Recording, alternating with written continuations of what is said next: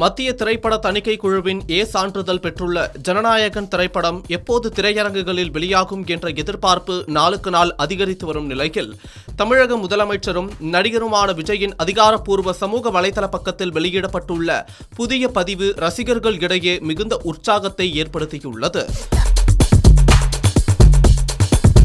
Coming soon என்ற வாசகத்துடன் ஜனநாயகன் திரைப்படத்தின் புதிய போஸ்டர் பகிரப்பட்டுள்ளதால் படத்தின் வெளியீட்டு அறிவிப்பு மிக விரைவில் வெளியாகும் என்ற நம்பிக்கை ரசிகர்கள் இடையே வலுத்துள்ளது. இந்த பதிவு வெளியான சில நிமிடங்களிலேயே சமூக வலைதளங்களில் வைரலாகி ஜனநாயகன் மற்றும் கம்மிங் சூன் போன்ற ஹேஷ்டேக்குகள் ட்ரெண்ட் ஆகி வருகிறது. தணிக்கை குழுவின் ஏ சான்றிதழை பெற்றதை தொடர்ந்து வெளியீட்டிற்கான இறுதிக்கட்ட பணிகள் முழுவீச்சில் நடைபெற்று வருவதாக கூறப்படுகிறது.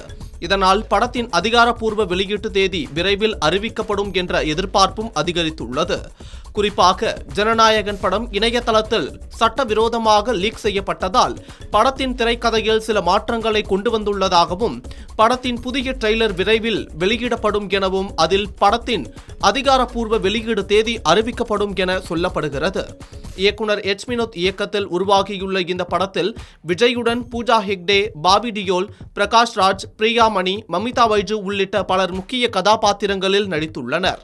அனிருத் இசையமைத்துள்ள இந்த படத்தை கேவிஎன் புரொடக்ஷன்ஸ் நிறுவனம் தயாரித்துள்ளது. தமிழக முதலமைச்சராக பொறுப்பேற்ற பிறகு வெளியிடப்படுவதால் ஜனநாயகன் திரைப்படத்தின் மீதான ரசிகர்களின் எதிர்பார்ப்பு உச்சத்தை எட்டியுள்ளது. தற்போது வெளியாகியுள்ள கம்மிங் சூன் பதிவு அந்த எதிர்பார்ப்பை மேலும் பல மடங்கு உயர்த்தியுள்ளது. கடந்த பொங்கல் விடுமுறையில் படம் வெளியாக திட்டமிடப்பட்டிருந்தது. ஆனால் படத்திற்கு தணிக்கை சான்றிதழ் கிடைக்காத காரணத்தால் படம் வெளியாவதில் சிக்கல் ஏற்பட்டது. இதற்கிடையே நடந்த தேர்தலில் வெற்றி பெற்று நடிகர் விஜய் முதலமைச்சர் விஜய் ஆனார். தற்போது வெளியிட்ட போஸ்டரிலும் the honourable chief minister of Tamil Nadu என்று குறிப்பிடப்பட்டுள்ளது. மேலும் ஜூலை 24ஆம் தேதி படம் வெளியாகும் என எதிர்பார்க்கப்படுகிறது.